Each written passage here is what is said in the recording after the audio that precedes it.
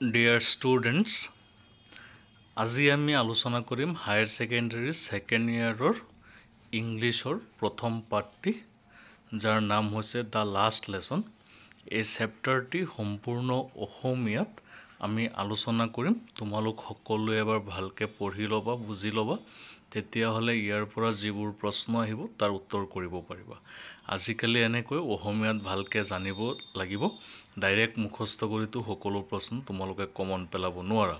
গতিকে আশা ৰাখিছোঁ সকলোৱে ভিডিঅ'টি শেষলৈ চাবা আৰু যিসকলে চেনেলটো ছাবস্ক্ৰাইব কৰা নাই তোমালোকে চেনেলটো ছাবস্ক্ৰাইব কৰি দিয়া।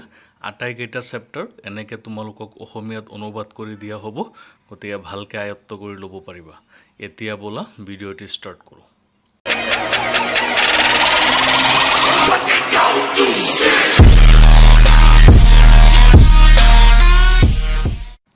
চেপ্টাৰটিৰ নাম হৈছে দ্য লাষ্ট লেছন, অৰ্থাৎ শেষ পাঠ।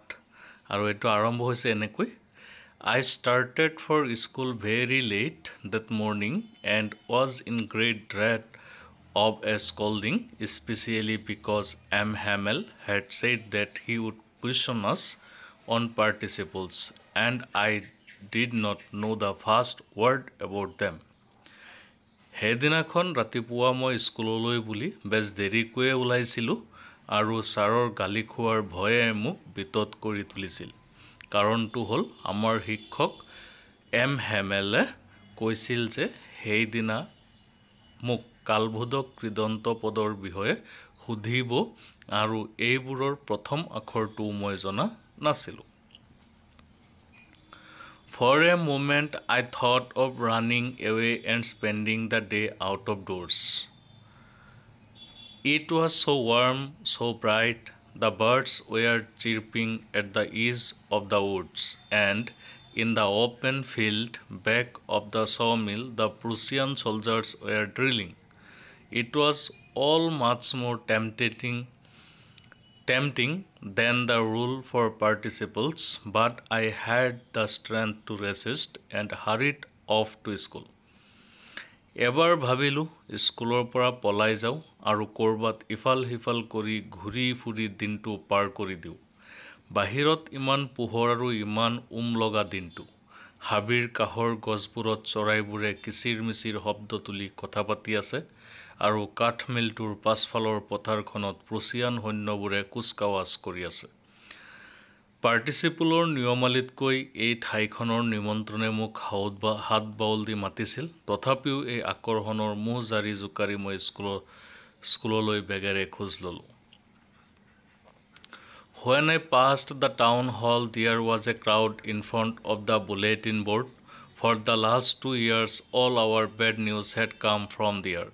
The lost battles, the draft, the orders of the commanding officer, and I thought to myself without stopping, what can be the matter now? Town হলটো পাৰ হ'বৰ সময়ত তাৰ চৰকাৰী বিবৃতি ফলকখনৰ আগত এজাক মানুহ ৰৈ থকা দেখিলোঁ। যোৱা 2 বছৰ ধৰি দেখিছোঁ যত মানে বেয়া খবৰবোৰ এই ফলকখনৰ পৰাই আহে। যুদ্ধত হৰা খবৰ, সামৰিক বাহিনীত বাধ্যতামূলক যোগদানৰ খবৰ, কমাণ্ডিং অফিচাৰৰ আদেশ। গৈ থাকোঁতে মনে মনে ভাবিলোঁ এতিয়া বা আকৌ কি ওলাল। Then as I hurried by as fast as I could go, the blacksmith watcher who was there with his apprentice reading the bulletin called after me, "Don't go so far, boy. You will get to your school in plenty of time." এতিয়া যিমান পাৰোঁ সিমান বেগাই গৈ থাকোঁতে washer নামৰ কমাৰটোৱে তাৰ সহায় কৰা ল'ৰাটোৰে সৈতে বিবৃতি পঢ়ি থকাৰ পৰা মোক মাতিলে। হে ৰ'ব পাই, বেগাই নগ'লেও হ'ব, স্কুলৰ বাবে এতিয়াও বহুত সময় আছে। I thought he was making fun of me and reached M. Hamel's little garden all out of breath. মই ভাবিলোঁ সি মোক ঠাট্টা কৰিছে আৰু সেয়ে হেমেল ছাৰৰ স্কুলৰ বাগিচাখনৰ ওচৰত একে উশাহে পালোগৈ। Usually, when school began, there was a great bustle which could be heard out in the street. The opening and closing of desk, lessons repeated in unison, very loud, with our hands over our ears to understand better, and the teacher's great ruler rapping on the table. But now it was all so still. I had counted on the commotion to get to my desk without being seen. But of course, that day everything had to be as quiet as Sunday morning. Through the window, I saw my classmates already in their places, and M. Hamel walking up and down with his terrible iron ruler under his arm. I had to open the door and go in before everybody. You can imagine how I blushed and how frightened I was. সাধাৰণতে school যেতিয়া আৰম্ভ হয়, বেছ লৰাডপৰা চিঞৰ বাখৰ চলি থাকে আৰু শব্দবোৰ আলিবাট পাইগৈ। শব্দবোৰ যেনে ডেস্ক খোলা বন্ধ কৰাৰ শব্দ, সমস্বৰে গোৱা পাঠ পঢ়াৰ শব্দ, কাণ দুখনেৰে হাতেৰে হেঁচি জোৰেৰে চিঞৰি বুজাৰ দৰে কৰা শব্দ, ছাৰৰ ৰুলাৰডালৰ টেবুলৰ ওপৰত কৰা ঠক ঠক শব্দ। কিন্তু আজি দেখোন ইমান নীৰৱ, কোনেও নেদেখাকৈ চিঞৰ বাখৰৰ ওপৰত নিৰ্ভৰ কৰি মোৰ ডেস্কৰ ওচৰ চাপিম বুলি ভাবিছিলোঁ, কিন্তু নহ'ল। যেন দেওবৰীয়া বন্ধ বাৰৰ নিস্তব্ধতাই সকলোকে গ্ৰাস কৰিছিল। খিৰিকীৰে মই মোৰ ক্লাছৰ লগৰীয়াবোৰক দেখিছিলোঁ, চবেই নিজৰ নিজৰ ঠাইত বহি আছে আৰু হামেল ছাৰে তেওঁৰ ভয়ানক লোৰ ৰুলাৰডাল কাষলতিৰ তলত ভৰাই পাইচাৰি কৰি আছে। ক্লাছৰ দৰজাখন খুলি লৈ মই সোমাব লগা হৈছিল আৰু সকলোৰে আগেদিয়েই যাব লগা হৈছিল। কল্পনা কৰাচোন কিদৰে মই ৰঙা পৰি গৈছিলোঁ আৰু কিমান ভয়ত কঁপিয়াছিলোঁ সেই সময়ত। But nothing happened. M. Hamel saw me and said very kindly, "Go to your place quickly, little friends. We were beginning without you." কিন্তু একো নহ'ল। হেমেল ছাৰে মোৰ ফালে চাইছিল আৰু বৰ মৰমেৰে কৈছিল, "হেৰা ফ্ৰেন্স পোৱালি, যোৱা খৰধৰকৈ নিজৰ জেগাত বহা, তুমি নৌ আহোঁতেও আমি প্ৰায় আৰম্ভ কৰিছিলোঁৱেই।" I jumped over the bench and sat down at my desk. Not till then, when I had got a little over my fright, did I see that our teacher had on his beautiful green coat, his frilled shirt, and the little black silk cap, all embroidered, that he never wore except on inspection and prize days. Besides, the whole school seemed so strange and solemn. But the thing that surprised me most was to see on the back benches that were always empty, the village people sitting quietly like ourselves. Old Hauser with his tree-cornered hat, the former mayor, the former postmaster, and several others besides. Everybody looked sad, and Hauser had brought an old primer thumbed at the edges, and he held it open on his knees with his great spectacles laying across the pages. দৌৰি যোৱাৰ দৰে গৈ মই bench এখনত জঁপিয়াই মোৰ ডেস্কখনতে বহিলোগৈ। যেতিয়া মোৰ ভয় ভাৱটো আঁতৰিছিল তেতিয়ালৈকে কিন্তু লক্ষ্য কৰা নাছিলোঁ যে আমাৰ ছাৰে তেওঁৰ ধুনীয়া সেউজীয়া কোটটো পিন্ধিছে, লগত কুচকুচ দিয়া শ্বাৰ্ট, তাৰে চিল্কৰ সৰু টুপিটো, সকলোতে কাৰচুপি কৰা এই পোচাকটো তেওঁ পৰিদৰ্শনৰ দিনা বা পুৰস্কাৰ বিতৰণৰ দিনাৰ বাহিৰে কেতিয়াও নিপিন্ধে। তাৰোপৰি আজি সম্পূৰ্ণ নিস্তব্ধ, গুৰু গম্ভীৰ আৰু বিহন্ন হৈ আছে স্কুলখন।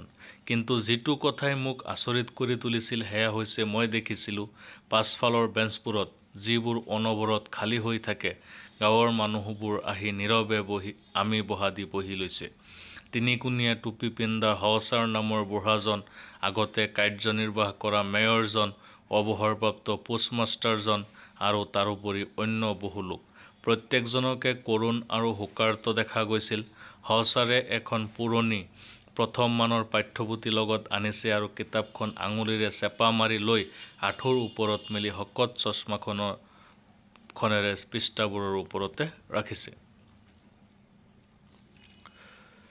While I was wondering about it all, M. Hamel mounted his chair and, in the same grave and gentle tone which he had used to me, said, "My children, this is the last lesson I shall give you. The order has come from Berlin to teach only German in the schools of Alsace and Lorraine. The new master comes tomorrow. This is your last French lesson. I want you to be very attentive." What a thunderclap these words were to me. এই সকলোবোৰ কথা দেখি শুনি আচৰিত যেন লাগোতেই শ্ৰদ্ধেয় হেমেল ছাৰে তেওঁৰ চকীখনত বহিল আৰু মোক মতাৰ দৰে সেই একে গম্ভীৰ আৰু কোমল মাতেৰে ক'লে, "মোৰ মৰমৰ ল'ৰা ছোৱালীহঁত, তোমালোকক এতিয়া মই শেষ পাঠটো পঢ়াম। বাৰ্লিনৰ পৰা নিৰ্দেশ আহিছে যে আলছেছ আৰু লৰেইনৰ স্কুলবিলাকত কেৱল জাৰ্মান ভাষা পঢ়াব লাগিব। নতুন শিক্ষকজন কালিলৈ আহি পাব। আজি পাঠটোৱেই হ'ব তোমালোকৰ ফৰাচী ভাষাৰ শেষ পাঠ। মই আশা কৰোঁ তোমালোকে মনোযোগ দিবা। এই শব্দকেইটা শব্দ নহয়, জানিবা মোৰ ওপৰত আকস্মিক বজ্ৰপাতহে আছিল। The riches, that was what they had put up at the town hall. সেই নৰাধমকেইটাই ইয়াকে টাউন হলৰ ফলকখনত লগাইছিল হ'বলা। My last French lesson. Why? I hardly knew how to write. I should never learn any more. I must stop there. Then, how sorry I was for not learning my lessons, for seeking birds' or going sliding on the Saar. My books that had seemed such a nuisance a while ago, so heavy to carry. My grammar and my history of the Saints were old friends now that I could not give up. And M. Hamel too. The idea that he was going. My history of the Saints were old friends now that I could not give up. And M. Hamel too. The idea that he was going away, that I should never see him again, made me forget all about his ruler and how cranky he was. মোৰ হে ফৰাচী শিক্ষাৰ পাঠ। কিয়? মইতো এতিয়াও সম্পূৰ্ণৰূপে ফৰাচী লিখিব পৰা হোৱাই নাই। এতিয়া মোৰ কোনোদিনে শিকাই নহ'ব। মোৰ ইমানতে শিকা বন্ধ হৈ যাব। মই নিজৰ পাঠ নিশিকি চৰাইৰ কণী বিচৰা আৰু সাগৰৰ দৌত পিছলাৰ খেল খেলাৰ বাবে অনুতপ্ত। মোৰ কিতাপবোৰক অলপ দেৰিৰ আগলৈকে আপদ বুলি ভাবিছিলোঁ, দাঙিবলৈ কষ্টকৰ যেন জ্ঞান কৰিছিলোঁ। মোৰ ব্যাকৰণৰ কিতাপখন, মোৰ মনীষীসকলৰ বুৰঞ্জীৰ কিতাপখন, মোৰ পুৰণি বন্ধুৰ দৰে যাক মই এৰি থাকিব নোৱাৰোঁ। আৰু শ্ৰদ্ধেয় হেমেল ছাৰ, তেওঁ গুচি যাবগৈ, তেওঁক আৰু কোনোদিনে দেখা নাপাম। এনে কথাবোৰে তেওঁৰ ৰুলাৰডালৰ কথা আৰু কেনে খামখেয়ালি মানুহ আছিল ইত্যাদি সকলো কথা পাহৰাই দিলে। Poor man. It was in hour of this last lesson that he had put on his fine Sunday clothes. And now I understood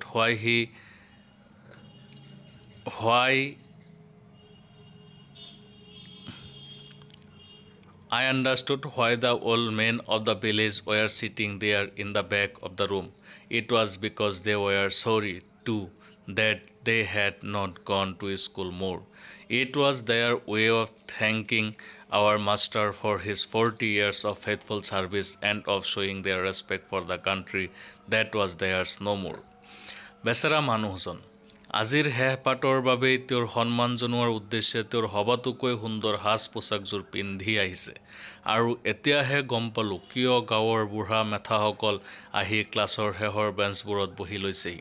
কাৰণ তেওঁলোক বিহন্ন আছিল আৰু ভাবি পাইছিল যে কিয় তেওঁলোকে সৰহ দিন স্কুললৈ নগ'ল। সেয়াই এই সুযোগতে স্কুললৈ আহি শিক্ষকজনক ধন্যবাদ জনাবলৈ আহিছিল যে 40 বছৰে বিশ্বাসযোগ্যতাৰে এই লোকজনে সেৱা আগবঢ়াই গ'ল আৰু দেশখনকো কৃতজ্ঞতা জনালে যে এই দেশখন এতিয়াৰে পৰা আৰু তেওঁলোকৰ নহয়।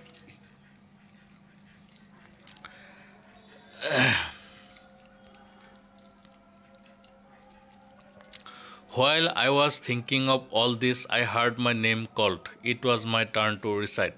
What would I not have given to be able to say that dreadful rule for the participle, although very loud and clear and without one mistake. But I got mixed up on the first words and stood there, holding on to my desk, my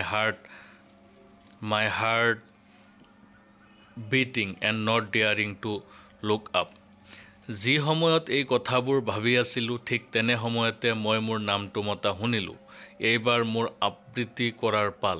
কি হ'লহেঁতেন যদিহে মই এটাও ভুল নকৰাকৈ স্পষ্ট আৰু সশব্দৰে কৃদন্ত পদৰ ভয়াৱহ সম্পূৰ্ণ নিয়মাৱলী ক'ব পাৰিলোহেঁতেন। কিন্তু প্ৰথম শব্দটোতেই মই খেলিমেলি কৰি ডেস্কখনত ধৰি ৰৈ থাকিলোঁ। মোৰ বুকুৱে তেতিয়া ধান বান্ধিছিল আৰু কোনোপধ্যে ওপৰলৈ চকু মেলি চাব নোৱাৰিলোঁ। I heard M. Hamel say to me, I won't scold you, little Franz. You must feel bad enough. See how it is. Every day we have said to ourselves, bah, I have plenty of time. I shall learn it tomorrow. And now you see where we have come out. Ah, that's the great trouble with Alsace. She puts off learning till tomorrow. Now those fellows out there will have the right to say to you, how is it? You pretended to be Frenchmen, and yet you can neither speak nor write your own language. But you are not the host, poor little Franz. We have all a great deal to reproach ourselves with. মোক হেমেল ছাৰে ক'লে, মই তোমাক গালি নাপাৰোঁ France পোৱালি, তুমি নিজেই যথেষ্ট দুখ পাইছা। চোৱা, কথাটো এনেকুৱা, প্ৰত্যেক দিনা আমি নিজেই নিজকে কওঁ, মোৰ হাতত বহুত সময় আছে, মই কালিলৈ শিকিলেও চলিব। আৰু এতিয়া দেখিলে আমি ক'ত ভৰি থলোহি। সেই একেটাই সমস্যা হ'ল এলছাছৰ হতেও। তেওঁ কালিলৈ শিকিম বুলি থৈ দিয়ে। এতিয়া বাহিৰা মানুহবোৰে তোমাক ক'বলৈ সাহস পাব। কেনেকৈ হ'ব পালে? তোমালোকে ফ্ৰান্সৰ অধিবাসী বুলি ঢং দেখুওৱা, কিন্তু তোমালোকে নিজৰ ভাষাটো না লিখিব পাৰা না ক'বও পাৰা। কিন্তু তোমাক মই একেবাৰে বেয়া বুলি নকওঁ, বেচেৰা ফ্ৰান্স। আচলতে আমি নিজকে নিজে তীব্ৰভাৱে ভৎসনা কৰা উচিত। Your parents were not anxious enough to have you learn. They preferred to put you to work on a farm or at the mill so as to have a little money. And I have been to blame also. Have I not often sent you to water my flowers instead of learning your lessons? And when I wanted to go fishing, did I not just give you a holiday? তোমাৰ দেউতাৰা মাৰাৰ তোমাৰ শিক্ষাৰ প্ৰতি কোনো উদ্বেগ নাছিল। তেওঁলোকে তোমাক খেতি পথাৰত কাম কৰিবলৈ দিয়া বা কোনো মিলত চাকৰি কৰোৱাবলৈহে ভাল পালেহেঁতেন, যাতে তুমি কেইপইচামান সৰহকৈ ধন ঘটিব পাৰা। আৰু মোকো দোষাৰোপ কৰিব লাগিব। ময়ো জানো তোমাক ফুলৰ বাগিচাত পানী দিবলৈ পঠিওৱা নাছিলোঁ, যি সময়ত তুমি পাঠ পঢ়াত মনোযোগ দিব লাগিছিল। যেতিয়া মই মাছ মাৰিবলৈ যাবলৈ লৈছিলোঁ, মই তোমালোকক ছুটি দি দিয়া নাছিলোঁনে? Then from one thing to another, M. Hamel went on to talk of the French language, saying that it was the most beautiful language in the world, the clearest, the most logical, that we must guard it among us and never forget it, because when a people are enslaved, as long as they hold fast to their language, it is as if they had the key to their prison. তাৰ পাছত এটা বিষয়ৰ পৰা জঁপিয়াই গৈ হেমেল ছাৰে গৈ কৈছিল ফ্ৰেঞ্চ ভাষাটোৰ বিষয়ে, যে এই ভাষাটো হ'ল সমগ্ৰ পৃথিৱীৰ ভিতৰত এটা অতি ধুনীয়া ভাষা, অতি পৰিষ্কাৰ আৰু অতি যুক্তিসংগত, আৰু সেয়ে ইয়াক আমি ভালদৰে ৰক্ষণাবেক্ষণ দিয়াটো দৰকাৰ আৰু ইয়াৰ লালিত্যক পাহৰি যাব নালাগে। কাৰণ ধৰা মানুহবোৰে কিবা কাৰণত বন্দিত্ব স্বীকাৰ কৰিব লগা হ'ল, ভাষাটো যেতিয়ালৈকে সকলোৱে একগোট হৈ সাৱটি ধৰি থাকিব, তেতিয়ালৈকে অনুভৱ কৰিব যে তেওঁলোকৰ বন্দীশালৰ তলাৰ চাবি তেওঁলোকৰ হাতৰ মুঠিৰ ভিতৰতে আছে। Then he opened a grammar and read us our lesson. I was amazed to see how well I understood it. All he said seemed so easy, so easy. I think too that I had never listened so carefully, and that he had never explained everything with so much patience. It seems almost as if the poor man wanted to give us all he knew before going away, and to put it all into our heads at one stroke. তাৰ পাছত তেওঁ ব্যাকৰণৰ কিতাপখন উলিয়াই ল'লে আৰু আমাৰ পাঠটি পঢ়ি দিলে। মই আচৰিত হ'লোঁ এইবাবেই যে সকলোবোৰ মই দেখোন সুন্দৰকৈ বুজি পাইছোঁ। তেওঁ যিয়েই কৈছে সকলোবোৰ মোৰ বুজাত সহজ সহজ যেন লাগিছে।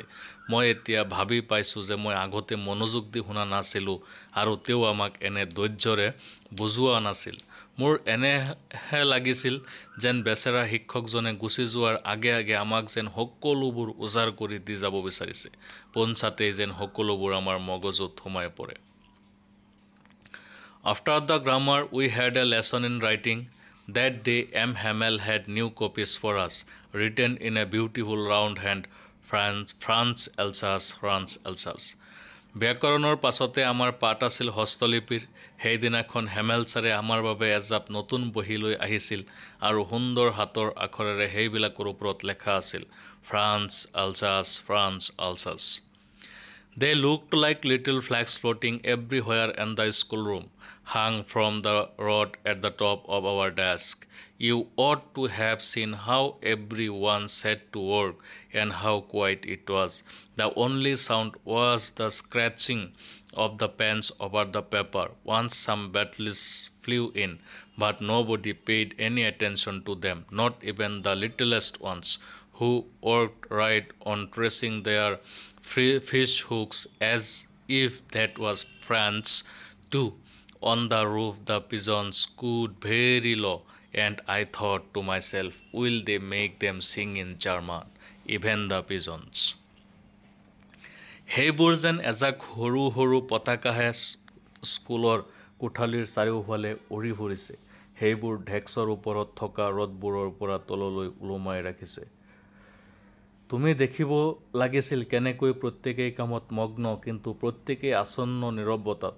কেৱল মাত্ৰ এটাই শব্দ, লিখি থকা কলম আৰু কাগজৰ ওপৰত খচখচনি। কেতিয়াবা কেইটামান ভোমোৰা উৰি আহিছে, কিন্তু কোনেও সেইফালে গুৰুত্ব নিদিলে। আনকি শ্ৰেণীৰ আটাইতকৈ কম বয়সীয়াটোৱেও ঘূৰিকে নাচালে, কাৰণ সিহঁতে বৰশীৰ কাইটৰ ছবি আঁকি আছিল, যেন সিহঁতে ফ্ৰেন্সে লিখিছে। ঘৰৰ চালত খুব কম শব্দৰে পাৰকেইটাই ৰুণ দিছিল। মই মনে মনে ভাবিছিলোঁ, সিহঁতকো জাৰ্মান ভাষাত ৰুণ দিবলৈ শিকাব নেকি এই পাৰকেইটাকো? When I looked up from my writing, I saw M. Hamel sitting motionless in his chair and gazing first at one thing, then at another, as if he wanted to fix in his mind just how everything looked in that little classroom. Francie. For 40 years he had been there in the same place, with his garden outside the window and his class in front of him, just like that. Only the desk and branches had been worn smooth. The walnut trees in the garden were taller, and the hopvine that he had planted himself twined about the windows to the roof. How it must have broken his heart to leave it all, poor man, to hear his sister moving about in the room above, packing their trunks, for they must leave the country next day. যেতিয়াই মই লিখি থকাৰ পৰা মূৰ তুলি হেমেল ছাৰলৈ চাইছিলোঁ, তেওঁ অলৰ ওচৰকৈ চকীখনত বহি আছিল। থৰ লাগি এটা বস্তুলৈ চাইছিল, তাৰপিছত আন এটালৈ, যেন তেওঁ মনটো স্থিৰ কৰিব বিচাৰিছে যে সৰু স্কুলৰ কোঠালিটোত বস্তুবোৰৰ ওপৰত খেয়ালি 40 বছৰ জুৰি তেওঁ সেই একে ঠাইতে আছে। খিৰিকীৰ সিপাৰে বাগিচাখন আৰু শ্ৰেণীটো তেওঁৰ সন্মুখত সেই একে ধৰণৰেই, মাত্ৰ ডেস্ক বেঞ্চবোৰ সময়ৰ লগে লগে মিহি হৈ পৰিছে, বাগিচাৰ আখৰোটৰ গছবোৰ ওখ হৈ পৰিছে, আৰু তেওঁ ৰোৱা আঙুৰজোপাই খিৰিকীয়েদি বগাই এতিয়া ঘৰৰ চাল স্পৰ্শ কৰিছেগৈ। এই সকলোবোৰ এৰি গুচি যোৱাৰ চিন্তাত আৰু ভিতৰত বনিয়াকে লামলাকটোবোৰ সামৰাৰ শব্দই বেচেৰা মানুহটোৰ অন্তৰখন মুচুৰি পেলোৱা যেন লাগিছে, কাৰণ কাইলৈৰ ভিতৰত এইখন দেশ এৰি তেওঁ যাবই লাগিব। কিন্তু তেওঁৰ ভিতৰত এইকণ সাহ আছে যে আজিৰ প্ৰতিটো পাঠ শুনাৰ পাছতহে তেওঁ স্থান পৰিত্যাগ কৰিব। But he had the courage to hear every lesson to the very last. এই লাষ্টৰ শাৰীটোৰ লগত অৰ্থ এইটো, কিন্তু তেওঁৰ ভিতৰত এইকণ সাহস আছে যে আজিৰ প্ৰতিটো পাঠ শুনাৰ পাছতহে তেওঁ স্থান পৰিত্যাগ কৰিব। After the writing, we had a lesson in history, and then the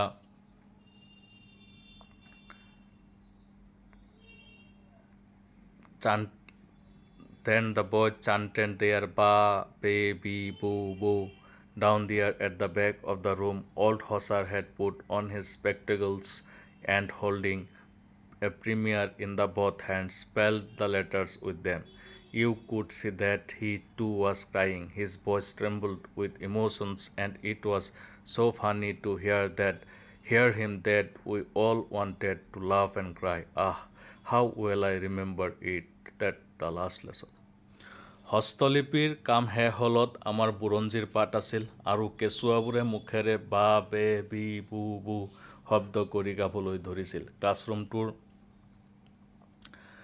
পাছত নামনিত হাউচাৰ বুঢ়াই চশমাখন পিন্ধি দুহাতেৰে সিহঁতৰ লগতেই তেওঁৰ প্ৰথম মানৰ পুৰণি পাঠ্যপুথিখন লৈ শব্দবোৰ বানান কৰিবলৈ আৰম্ভ কৰিলে। ভালদৰে মন কৰা হ'লে দেখিলাহেঁতেন তেওঁ কান্দিব ধৰিছে। আৱেগৰ ভৰত মাতটো কঁপি উঠিছে, কিন্তু উচ্চাৰণত এক হাঁহি উঠা ধৰণৰ পৰিৱেশ সৃষ্টি হৈছে আৰু আমি সকলোৱে হাঁহি আৰু কান্দোনেৰে সঁহাৰি দিম যেন অনুভৱ হৈছিল। মোৰ সুন্দৰভাৱে মনত আছে সেই শেষ পাঠৰ মুহূৰ্ত। All at once the church clock struck 12, then the Angelus. At the same moment the trumpets of Prussians returning from Deal sounded under our windows. M. Hamel stood up, very pale in his eyes. Never saw him look. My friends, said he. I, but something choked him. He could not go on. হঠাতে একেলগে গীৰ্জাৰ ঘড়ীত 12 বজাৰ ঘণ্টাধ্বনি বাজি উঠিছিল। তাৰ পাছত এঞ্জেলাছৰ ধ্বনি। ঠিক একেখনতে বাজি উঠিছিল প্ৰুছিয়ানবোৰৰ ৰণকৌশল আমাৰ খিৰিকীৰ ঠিক তলৰ কোনো ঠাইৰ পৰা। হেমেল ছাৰ উঠি থিয় হ'ল। তেওঁৰ মুখখন হেতা পৰিছিল। মই কেতিয়াও তেওঁক ইমান ওখ দেখা নাছিলোঁ, তেওঁ কৈছিল। বন্ধুসকল, তেওঁ কষ্টেৰে উচ্চাৰণ কৰিলে। মই কিবা এটাই যেন তেওঁৰ ডিঙিত সোপা মাৰি ধৰিলে। তেওঁ একো কথা ক'ব নোৱাৰিলে। Then he turned to the blackboard, took a piece of chalk, and bearing on with all his might, he wrote as large as he could, Vive la France. Then he stopped and leaned his head against the wall, and without a word he made a gesture to us with his hand. School is dismissed, you may go. তাৰ পিছত ওচৰতে থকা ব্লেকবোৰ্ডখনৰ ওচৰলৈ গ'ল, হাতেৰে এটুকুৰা চক মাটি ল'লে আৰু গাৰ সম্পূৰ্ণ জোৰেৰে হেঁচা মাৰি যিমান ডাঙৰকৈ পাৰে লিখিলে, ফ্ৰান্স দীৰ্ঘজীৱী হোৱা। তাৰপিছত তেওঁ ৰ'ল আৰু বেৰখনত মূৰটো হেলান দিলে আৰু একো নোকোৱাকৈ আমাৰ ফালে চাই হাতৰ ঠাৰে চিয়াৰে বুজালে, স্কুল ছুটি হ'ল, তোমালোক যাব পাৰা। এইখিনি হৈছে এই লেচনটো। তোমালোকে ভালকৈ ইয়াৰ অসমীয়া অৰ্থটো শিকিবা, তেতিয়াহ'লে যিকোনো প্ৰশ্নৰ উত্তৰ কৰিব পাৰিবা। ইয়াৰ কুৱেশ্যন এনচাৰবিলাক মই নেক্সট ভিডিঅ'ত তোমালোকক দি দিম আৰু আটাইকেইটা চেপ্টাৰৰ অসমীয়াত আলোচনা ইয়াত কৰি দিয়া হ'ব। তাৰ কাৰণে চেনেলটো ছাবস্ক্ৰাইব কৰিবা। ধন্যবাদ।